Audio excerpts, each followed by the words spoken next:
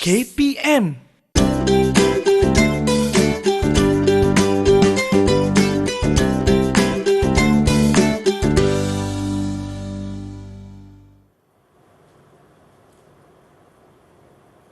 Assalamualaikum, salam sejahtera penonton Didik TV KPM. Anda bersama saya Nisa K untuk episod pentaksiran Bilik Darjah kali ini, di mana sama-sama kita akan bincangkan berkaitan dengan mata pelajaran program vocational. Dan untuk memperkenalkan pada anda siapakah guru penyampai kita pada hari ini, sama-sama kita saksikan.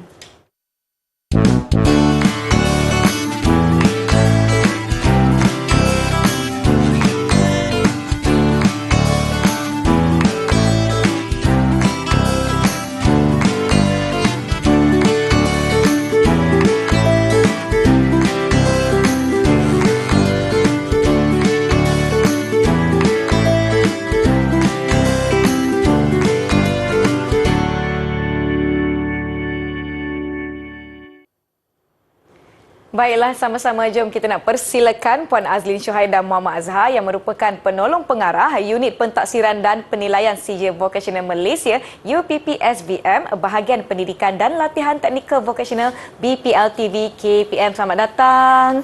Cikgu Azlin ya? Ya, betul. Baiklah, hari ini kita sama-sama akan membincangkan topik pentaksiran berterusan dalam mata pelajaran program vocational. Tetapi sebelum itu saya nak persilakan juga juru bahasa isyarat kita pada hari ini, iaitu Cikgu Azliana Mashuri yang merupakan guru dari SK Pendidikan Khas Jalan Batu, Wilayah Persekutuan Kuala Lumpur. Baiklah, Cikgu, hari ini kita nak tahu dengan lebih lanjut bagaimana pentaksiran dijalankan bagi mata pelajaran program vocational. Jadi jom Cikgu, kita mulakan boleh? Boleh. Baik, silakan. Sama-sama. Okey.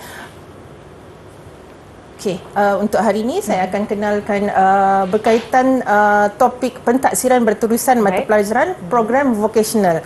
Okey, kita teruskan. Sebelum kita kenal tentang mata pelajaran program vocational, kita kenal dulu apa itu Sijil Vocational Malaysia, iaitu SVM. Baik. Okey. Sijil Vocational Malaysia adalah persijilan yang ditawarkan kepada murid lepasan tingkatan 3 yang ditawarkan di College Vocational atau dipanggil sebagai KV. Baik. Selama 4 semester. Selama 4 semester merangkumi 2 tahun pengajian. Baik. Okey. Untuk Sijil Vocational Malaysia, kita ada 6 mata pelajaran akademik dan 4 mata pelajaran program vocational. Okey, sebelum tu kita tengok dulu 10 bidang dan 34 program yang ditawarkan di College Vocational. Jadi sama-sama kita lihat video yang disediakan. Jom kita saksikan.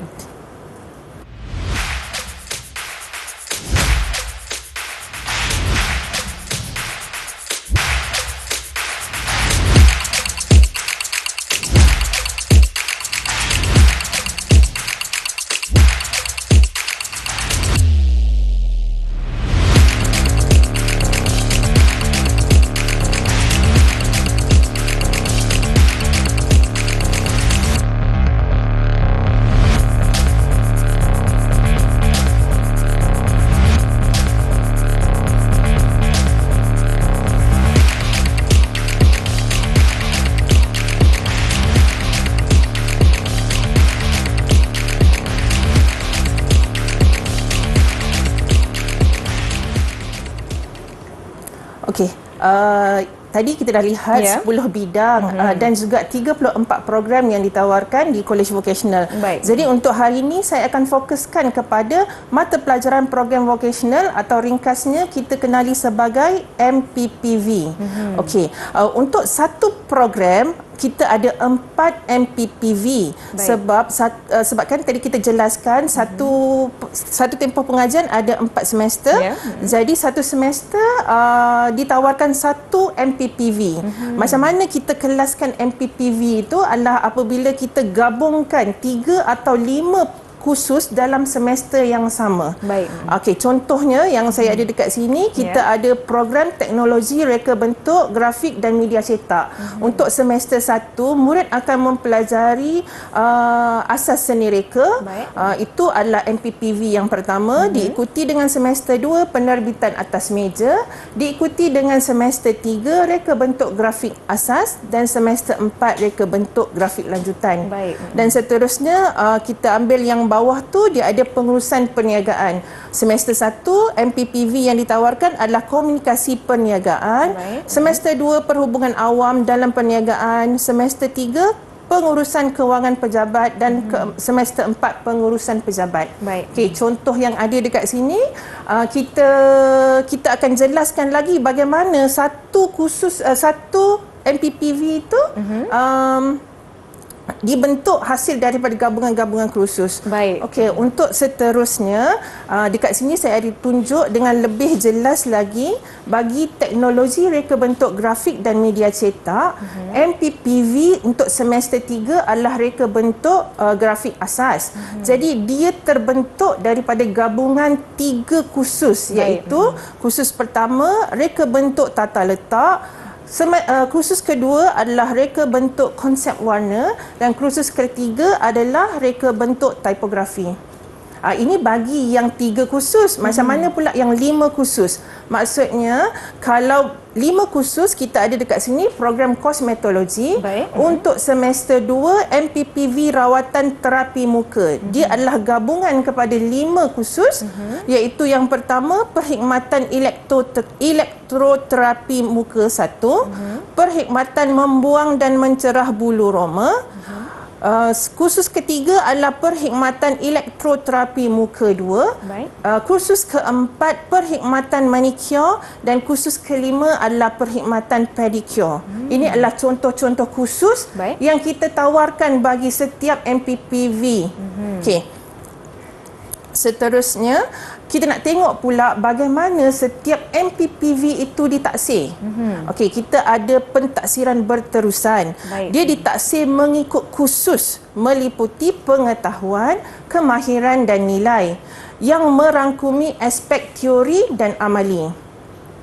Okey, kalau tadi kita tengok ada 5 kursus bagi kosmetologi tadi tu, maksudnya mereka akan melalui pentaksiran berterusan bagi 5 kursus. Dan pelaksanaan itu adalah dilaksanakan berpandukan dokumen pentaksiran berterusan, dokumen pentaksiran standard kompetensi, ringkasannya DPSK yang dikeluarkan oleh lembaga peperiksaan. Okey. Contohnya, satu yang kita ada di sini adalah pembuatan pakaian lanjutan 1. Ini adalah MPPV yang ditawarkan pada semester 3 bagi program seni reka fashion. Okey, dekat sini kita ada kursus yang pertama adalah penyelenggaraan asas mesin jahit. Baik. Kursus yang kedua adalah pakaian korporat. Kursus yang ketiga adalah pakaian sukan dan kursus yang keempat adalah pakaian acara malam. Baik. Jadi pentaksiran ini memang perlu merujuk kepada DPSK ini. Baik. Kalau dalam PDP, maksudnya pembelajaran, guru-guru perlu merujuk kepada kurikulum standard college vocational KSKV. Manakala semasa mereka membuat pentaksiran, mereka perlu merujuk kepada dokumen standard dokumen pentaksiran standard kompetensi. Okay. Baik, maknanya dokumen pertama itu adalah milik murid. Tak, ini adalah guru yang pegang, maksudnya milik guru, tapi semasa mengajar dia akan rujuk kepada KSKV lah. Tapi semasa pentaksiran berlangsung, mereka perlu merujuk kepada DPSK. Tapi sebenarnya dia adalah dokumen yang berkaitan. Baik. Cuma semasa pentaksiran kita refer kepada buku DPSK ini sebab kita akan capai objektif pentaksiran yang dikehendaki oleh lembaga peperiksaan. Baiklah, sekarang kita telah pun jelas bagaimana mata pelajaran bagi program vocational dijalankan. Satu MPPV ada kursus-kursus sama ada 3 hingga ke 5 kursus setiap semester bagi setiap murid-murid bagi program vocational. Untuk kita tahu dengan lebih lanjut bagaimana pentaksiran ini dijalankan, kita nak rehat seketika, kembali selepas ini ke pentaksiran Bilik Darjah di Didik TV KPM.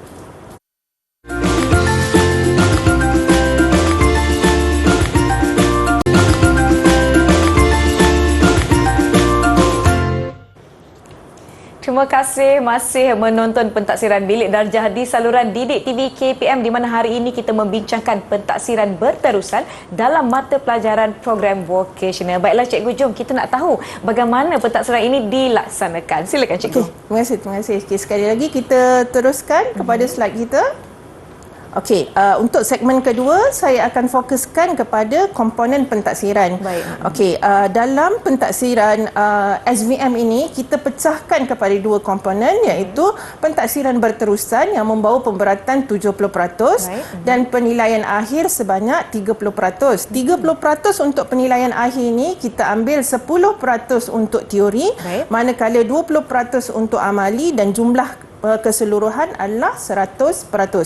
Okey, untuk pentaksiran berterusan, aktiviti PB dilaksanakan seiring dengan PDP secara berterusan dan berintegriti.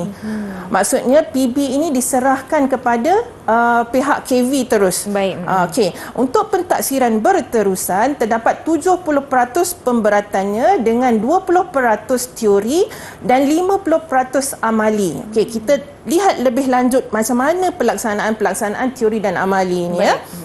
Okey, untuk PB amali kita beri tugasan kepada murid-murid kita dalam masa yang ditetapkan, sama ada secara berkumpulan ataupun secara individu. Tetapi amali juga, tugasan amali ini juga adalah gabungan daripada beberapa kompetensi ataupun dia boleh wujud dengan satu kompetensi sahaja berdasarkan kursus dan DPSK yang telah dibekalkan oleh lembaga peperiksaan tadi. Baik. Okey, dan pemarkahan untuk PB amali ini kita nilai kepada 3 komponen, iaitu yang pertama adalah proses kerja, yang kedua adalah hasil kerja dan ketiga adalah nilai.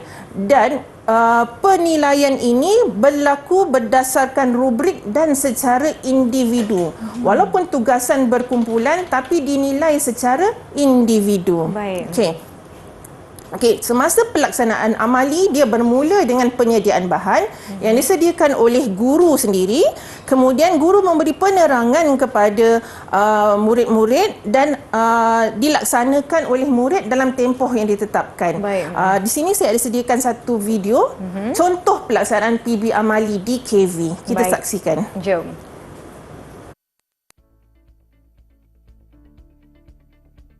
Bagi murid-murid menyediakan mock-up pembungkusan.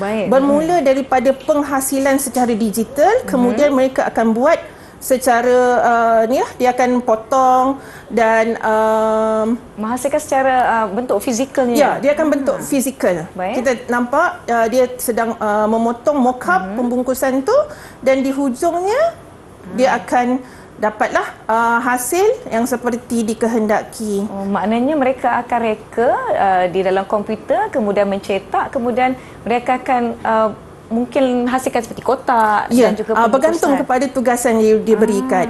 Kita tengoklah yang tu hasil dah. Hasil akhirnya. Baik. Okey.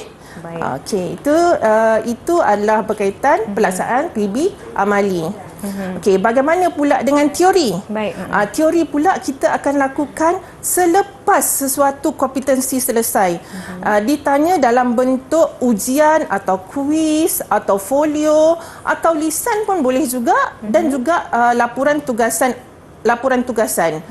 Berapa banyak soalan yang akan ditanya merujuk kepada DPSK khusus tersebutlah.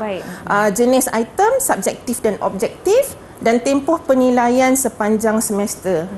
Teori ini dia menguji pengetahuan, kefahaman dan aplikasi murid terhadap sesuatu kompetensi dalam kursus yang ditawarkan. Baik. Okey. Ini adalah contoh item PB teori. Setiap muka hadapan teori mesti dimulakan dengan muka depan ni sebab kita nak tahu apakah kompetensi yang ditaksir. Baik. Kemudian kita ada contoh soalan dekat sini. Contoh soalan adalah contoh soalan bentuk supply type. Murid supply type ni maksud dia murid memberi jawapan kepada soalan yang dikehendaki. Baik. Dan kita ada contoh yang kedua. Ini adalah contoh soalan select type di mana murid memilih jawapan yang diberi. Okey, ini satu lagi contoh yang kita ada berkaitan PB teori dan yang ini pun adalah soalan select type. Ini bermakna pelajar akan menjawab mengikut projek yang telah dilaksanakan atau mengikut apa yang mereka belajar dari buku teks? Untuk teori, dia tidak ada kaitan dengan amali.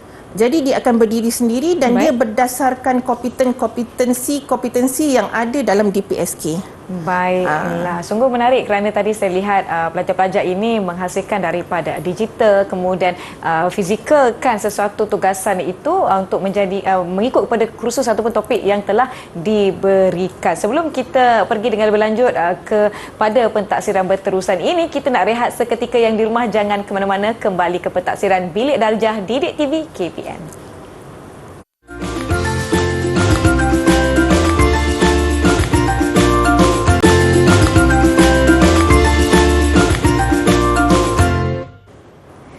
Masih menonton pentaksiran Bilik Darjah di mana kita membincangkan pentaksiran berterusan dalam mata pelajaran program vocational atau MPPV. Jadi cikgu, macam mana kita melihat pada pentaksiran dan juga bagaimana ia direkodkan bagi murid-murid ini?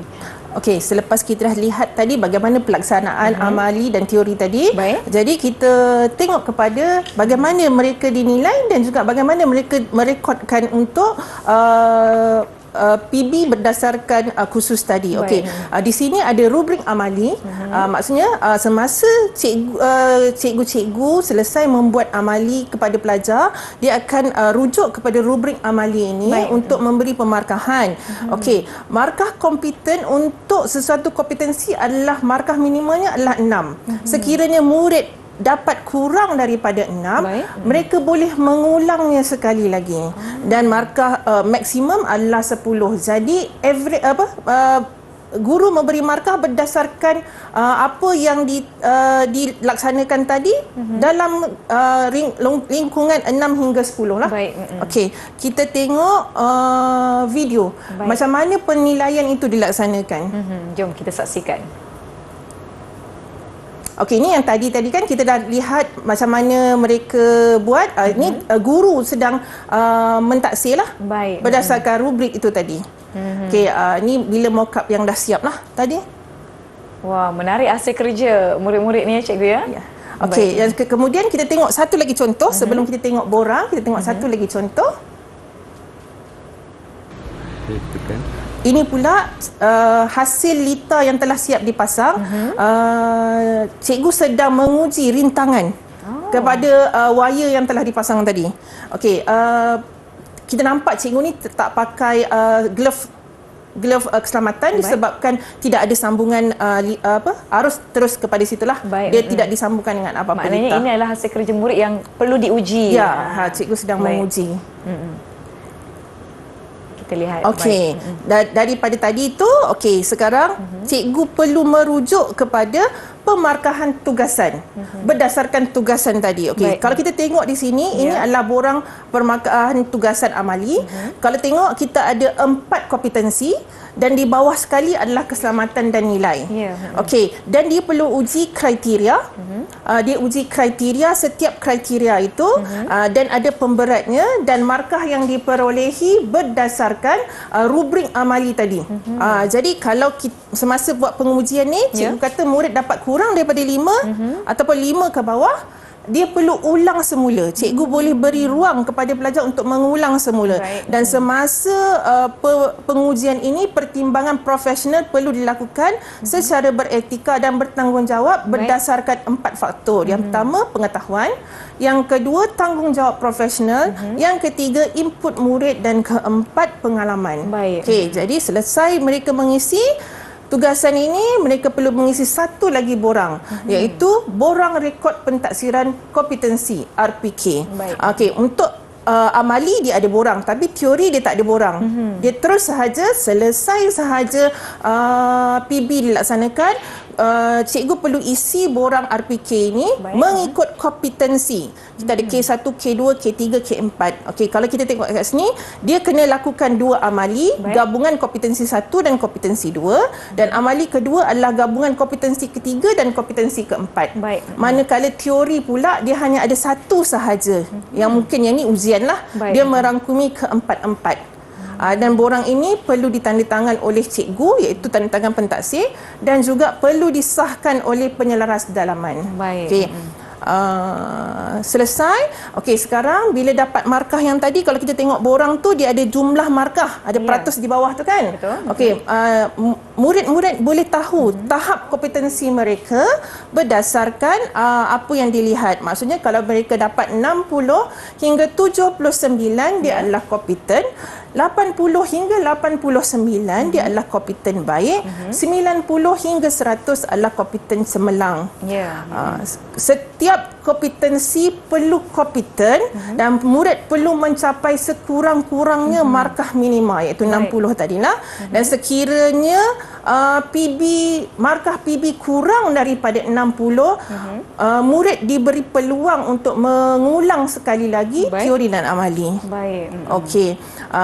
Selesai. Okey, kita tengok contoh, satu contoh yang ada dekat sini. Ya. Okey, contohnya murid dapat markah amali 90. Ya. Dan kita akan terus bawa jumlah markah 90.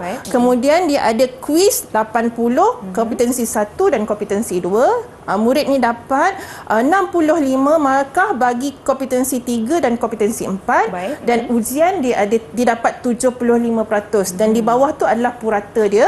Jadi untuk amali dia dapat 90%, untuk teori dia dapat 73.3%.